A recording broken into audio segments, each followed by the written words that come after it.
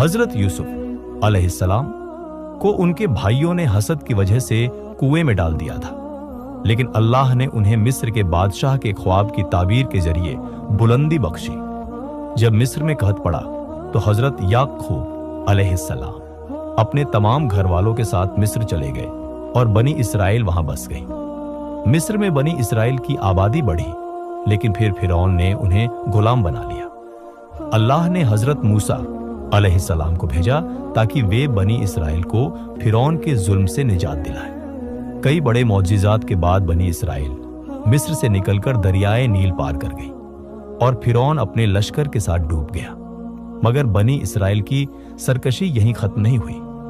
جب حضرت موسیٰ علیہ السلام انہیں لے کر فلسطین کی طرف بڑھے تو انہوں نے قوم کو حکم دیا کہ اس مقدس سرزمین میں داخل ہو جاؤ، مگر بنی اسرائیل نے بہانہ بنایا، اے موسیٰ، وہاں تو ظالم اور طاقتور لوگ رہتے ہیں، ہم ہرگز وہاں نہیں جائیں گے جب تک وہ خود وہاں سے نہ نکل جائے۔ سورہ المائدہ اللہ نے ان کی اس نافرمانی کی سزا دی اور 40 سال تک انہیں صحرا کے ریگستان میں بھٹکنے دیا۔ حضرت موسیٰ علیہ السلام بھی وہیں دنیا سے رخصت ہو گئے۔ اس کے بعد اللہ نے حضرت داؤد علیہ السلام کو نبوت اور سلطنت عطا کی۔ انہوں نے بیت المقدس کو دوبارہ فتح کیا۔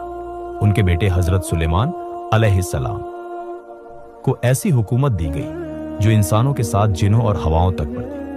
انہوں نے بیت المقدس کو تعمیر کروایا اور اسے ایک شاندار عبادت گاہ بنایا۔ حضرت سلیمان علیہ السلام کے بعد بنی اسرائیل میں تکبر، حسد اور اللہ کے حکم سے غفلت بڑھنے لگی۔